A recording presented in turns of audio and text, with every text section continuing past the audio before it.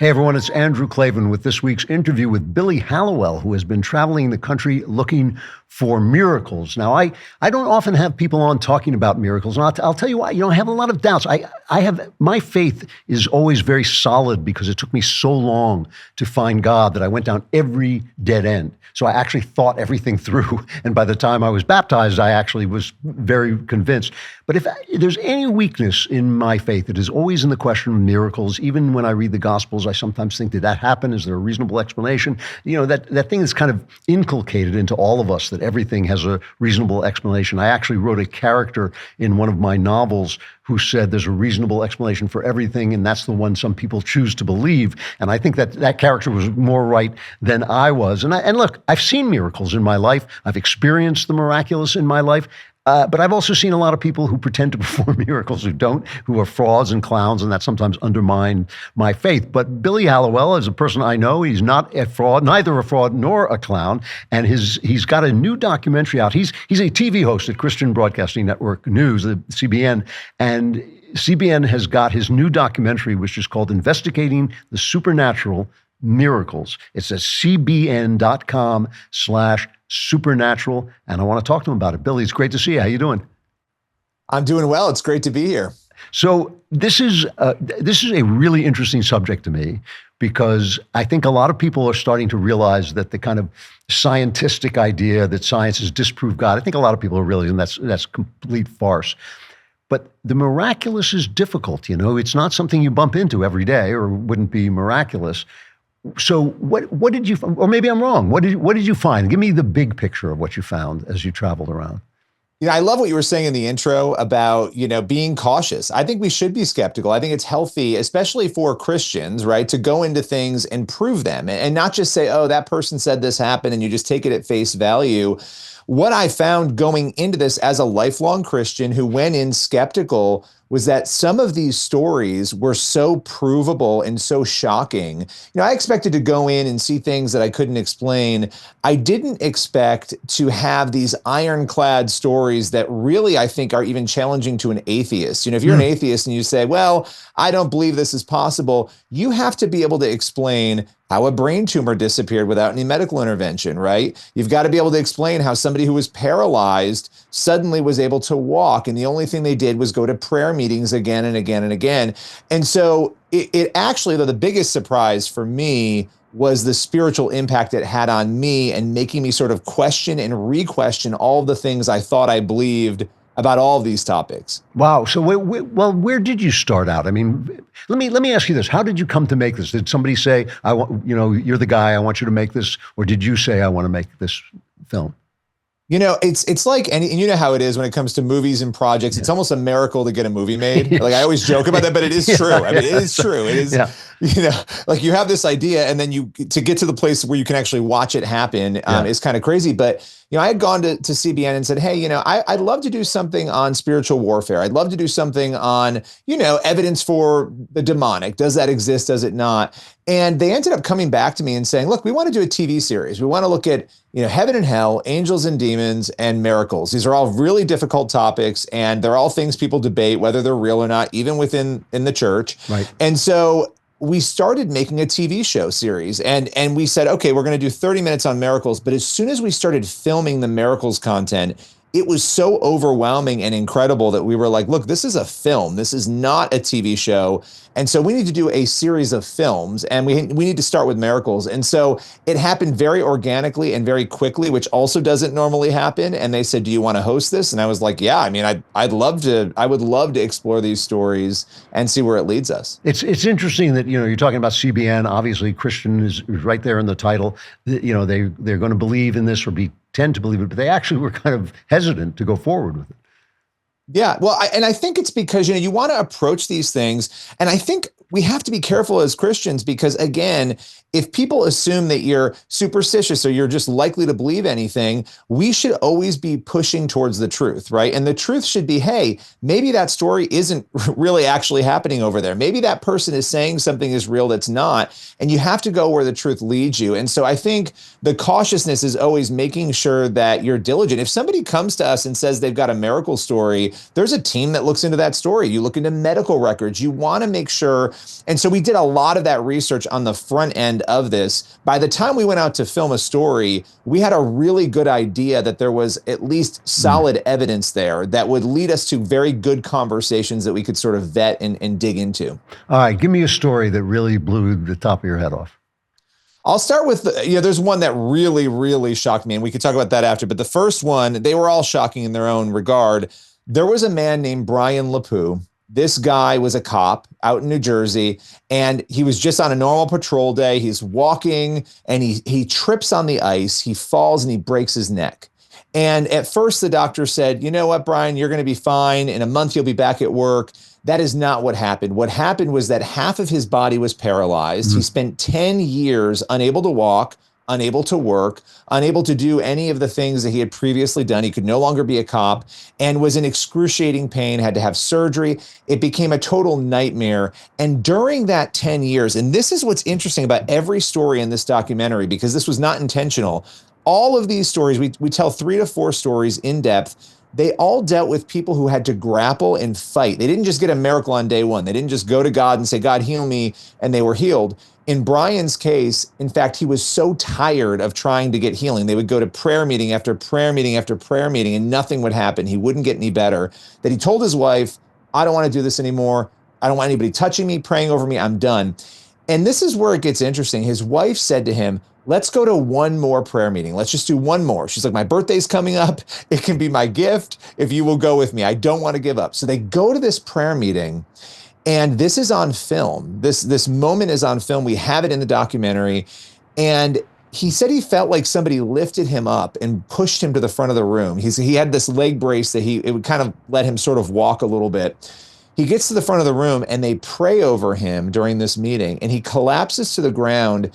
And what you see on this video, and we interviewed witnesses, the people who prayed over him, his hand, for the first time in 10 years, it had been clenched shut, opened up, and he walked out of that meeting without that brace on for the first time in 10 years. And to this day has had no paralysis, no issue. And so you have stories like that that are medically documented. The doctors have no idea what happened, that you have to say to yourself, what in the world happened? It was during this prayer moment that he appeared to have this healing. Wow. That is kind of amazing. Now, I had a friend who, there's a difference between a miracle happening through prayer and someone doing a healing, right? And I've always been very suspicious of people who are supposedly healers. I know it's in the Gospels, but like Christ's arrival is kind of like a nuclear explosion. Like after a while, I think that power dissipates a little bit, and it's like they were obviously doing amazing things. I had a friend who dated in her youth a famous faith healer. And she told me this story, and I said, that story never happened. It never happened. Do you believe that there are people with special healing powers, or do you believe that it's simply the prayer, the faith, and God's decision?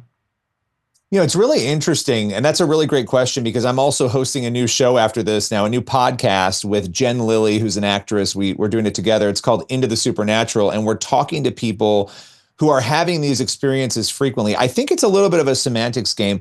Let me say this. I don't think there's anything special about people themselves. I think if a healing is happening, if we want to argue that it is happening, that it's happening because God is allowing that to happen. It's God's power, and that it may be happening more frequently through certain people. Now, there's a discussion about whether or not people have spiritual gifts, right? There's a whole debate around that. Yeah. And I do think it's interesting where the danger is when a person starts to believe that they're the special ones, right? That they're the ones who are doing it.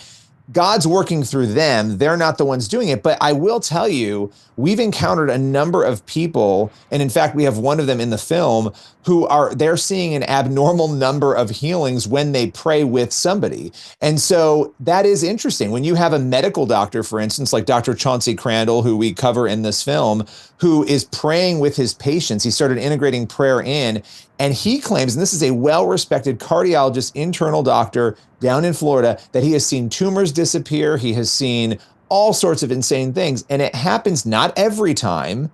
And this is a challenge, right? Why do some healings not happen? Some do. But many times these people will report seeing healings. And that is interesting, right? Because they are documented healings. When you have this guy's a doctor, he says that a tumor has disappeared. Obviously, there's going to be some evidence of that, right? He must have the before and after photographs, right? Does he present this to anybody? Does he go out and present that to like the medical community? Well, here's what's interesting. Yeah. And there are people. Yeah, the short answer is yes. In fact, Dr. Josh Brown and Candy Brown, they are working at a secular university in Indiana. They're a husband and wife. He's a neuroscientist, and the two of them have formed an organization where they actually a few times a year, I don't know the exact number of times a year, where they're doing actual medical research on these cases, where they are vetting them and they're being published in peer-reviewed journals. So there is a whole line of work that is starting to grow of these academics who are Christians who believe that, and again, not every single case, but specific cases that can be vetted where they've actually produced content that even the secular world has looked at and said, okay, something clearly happened here. Something very interesting happened here. And they may not be able to explain what it is, but they know that it extends beyond what science can currently explain. Wow. So we're talking to Billy Hallowell, who is a host on CBN and has made a documentary, which I've watched, and it's quite remarkable. It's called Investigating the Supernatural Miracles. You can find it at cbn.com/supernatural. Are all the healings medical, or are all the miracles medical? So the ones we included in this film are all medical. And the reason for that, I mean, look, and this gets complicated too, because I think a lot of us have had moments in our lives that are small moments and they feel miraculous. And we could say, you know what? And sometimes God may even, let me give you an example. I'll give you one. And some people may laugh at this one or think it's silly, but I knew that I knew it was God giving me this peace, right? My daughter was diagnosed with scoliosis, so it was medical, and it was a pretty severe case of scoliosis, and it was going to be a long road ahead. I was in the car. I was praying. I live in New York. There are not many trucks that have Bible verses on the back of them, okay, driving around here in New York. But I'm in the car and I'm praying and I'm like, you know what, God, thank God it's not something worse, but what it is going to be hard and complicated. Just give me a sign that it's going to be okay. And I was really, really struggling with it in that moment. And I don't ask for a lot of signs from God or anything like that. I just really needed that. I look up and there's a Bible verse in front of me on this truck at that moment that gave me a lot of peace and let me know, you know what, it's going to be okay. I would consider that for me a little mini miracle in that moment that I needed. So we have those miracle moments that we all experience, but we really wanted to set the bar 30,000 feet up on cases that seemed unbelievable. I won't lie to you. I mean, I'm happy to share one in a moment that when I heard it, I thought there's no way this is true. And then we went out and explored it. But we wanted those kinds of cases that were, again, ironclad, strong cases that we could really look into. And the medical ones tend to meet that benchmark. I want to get to the case you were just talking about, but before that, do you have any interest at all in the kinds of things like sightings of Jesus or statues that bleed and all that stuff? I mean, I'm remembering, as you were talking, I'm remembering a story that Antonin Scalia, the justice, told of a statue right outside of Washington that either wept or bled. I can't remember what it was. It was the statue of the Virgin. She wept or bled. And the thing about it was, the point he was making is no one went out to look at it. The entire Washington press corps, not one reporter went out to look at it, and people were pouring into the church. So I often wonder, like, if nobody's investigating these things, how do we know whether they're happening or not? But are you interested in that at all, or does that seem like it's just another, a totally different avenue, I guess? I love that you asked that question. So the short answer is I am very interested in that. And you raised something, though, that I want to address because it even goes back to the question about science and the fact you have an organization that is looking at peer-reviewed and they're creating peer-reviewed material looking at healings, and not a lot of people are talking about it, right? You would think, and I think part of the problem in the media is if there are legitimate moments, right? Are the media going to cover them in a fair way? Do they even have interest or do they dismiss it? And I think a lot of times we see a dismissal that ends up being unhelpful because it would be great. If it's not true, go vet it and prove it's not true. If it is true or there's something there, then maybe we need to look at that. I would say to you, and then I'll answer your question more specifically, we've had a number of cases over the years that are interesting. The Heaven is for Real, the Burpo case where the kid, nearly died and said he went to heaven. You had the case of Annabelle Beam who fell into the tree. These were news stories that were reported on. We've even had a couple of outlets, the Indianapolis Star Tribune cover a possession case a couple years back that was front page news. So we have started to see media, and in the 1930s, the media would cover these things frequently. We're starting to see a little more of that happen, I think, because there's there's some of this, but I am very interested in this. And in fact, I'll tell you, and I haven't been able to say this on many other interviews yet, we are actually greenlit to do the follow-up film on this, which is going to be investigating the supernatural, angels and demons, where we're going to take the same approach to whether or not possession cases and the demonic are real. Absolutely. So yeah, I think we need to keep an open mind. If somebody is claiming something and they're saying it's true, then, we should be looking at that and vetting it. Absolutely. Yeah. So what was the story you didn't believe? You said there was one that you. So there was a case, and this one is just completely wild. It was the claim that a man had died for 40 minutes, and he had come back to life. He had been brought back to life, and the details of this case, there's multiple levels of it that I think make it a little extra bizarre. When I first heard it, I thought, okay, there's no way this man died and came back after 40 minutes. He was at the hospital. He wasn't feeling well. He collapsed, had a heart attack. They bring him back. They're working on him for 40 minutes because he had died. He was legally dead, and they're trying to revive him. Nothing is happening. They call his death after those 40 minutes. Now, the emergency room doctor at the hospital was Dr. Chauncey Crandall, who I just mentioned. Right. Now, Dr. Chauncey Crandall is on duty. He's in the room while this man is pronounced dead. Now, I should mention this, and I won't go into too much detail on it. People can watch it in the film. Chauncey Crandall, the doctor who sees miracles, his own son died of leukemia a couple of years before this incident. And so there's a real moral sort of struggle here, because you have a doctor whose son, and he and his wife could not conceive, dies. They finally conceive. They have twins. One of them dies of leukemia. He's now seeing healing. So we'll push that to the side. He's in this room. They pronounce the man dead. Chauncey Crandall thinks, well, my work is done here. We couldn't bring him back. Goes out into the hallway. He says when he got to the hallway, he felt God say to him, turn back and pray for that man. And he thought to himself, that's absurd. Why would I do that? This man is dead. We just pronounced him dead. Again, he gets the prompting, go back and pray for that man. He turns back, goes into the room, and you can imagine the nurse is thinking, what is this nutso doctor doing right now that he's going to pray over this dead body? Because he says, I'm going to pray over him. And so he starts praying, if he didn't have salvation, Lord, help him. And all of a sudden, Dr. Crandall turns to the doctor, the other doctor in the room, and says, shock him one more time. And they say to him, if we do that, even if he came back, we tried for 40 minutes, he would be brain dead. It would be an awful thing to do, but he demanded they do it. So they shock him, and immediately a heartbeat comes back. A perfect heartbeat comes back. This is all medically documented.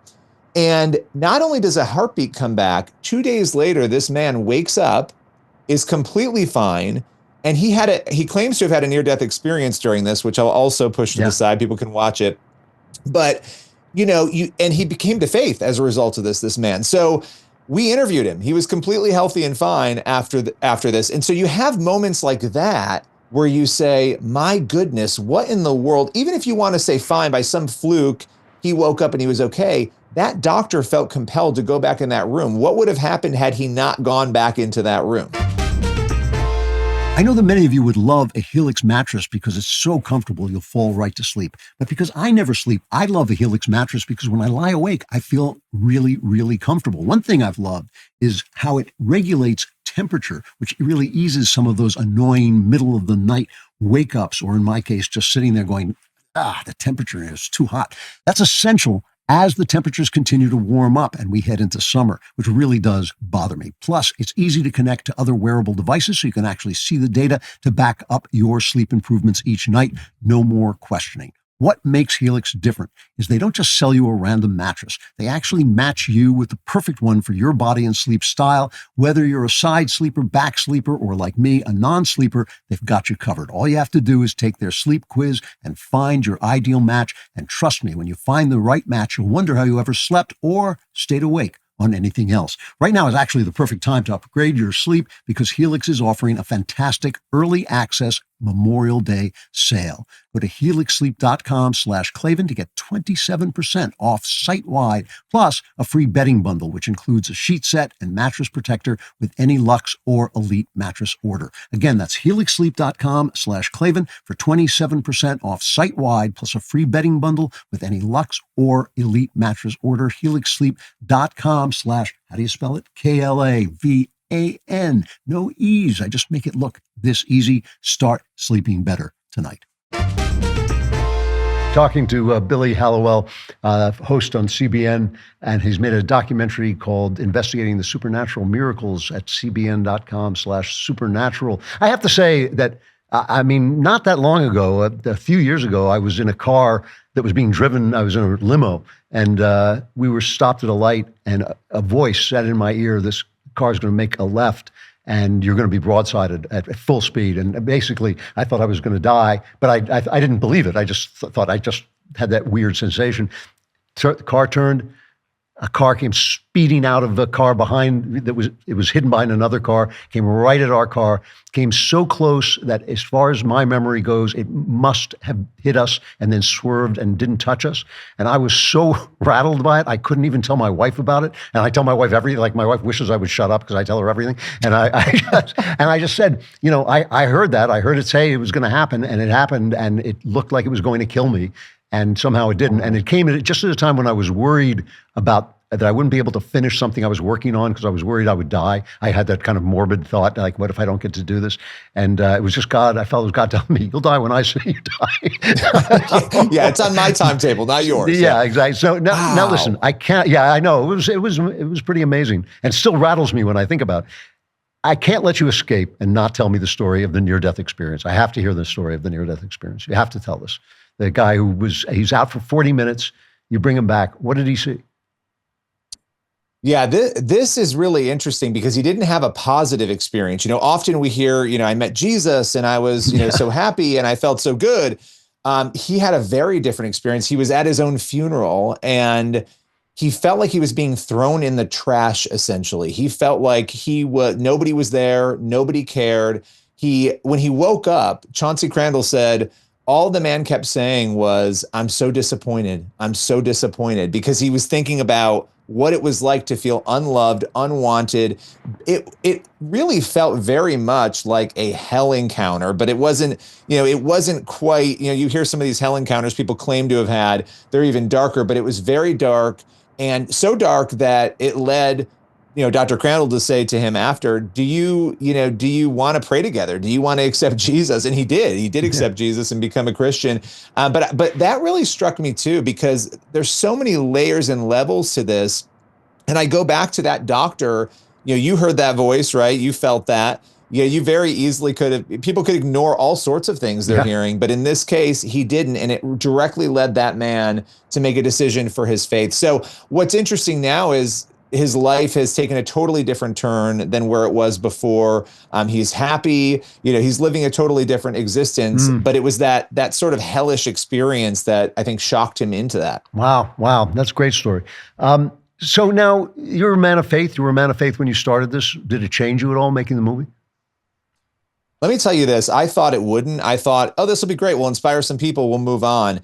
It was one of the most challenging. I also thought, this is a light subject matter. This isn't going to be difficult. It was one of the most difficult, challenging, you know, spiritually challenging. A lot of weird things went on while we were filming it, which you try not to read into, but there were a lot of very crazy things that happened. And I left it, though, feeling very much like, do I really believe, if I say I believe in miracles, and I love that you admitted too, it's like you read through the Bible and sometimes you're like, okay, did this happen? How did this happen? Or we almost read it like it's a novel, you know, like, but it forced me to relook at all of these stories and recognize, if there's a God who can create me and you to have a conversation right now, to have eyes that work, to have trees that grow and flowers that do all these crazy things, then of course these things are possible. We don't want to be gullible, but we want to recognize that they are possible. But I think for me, there were two convicting things.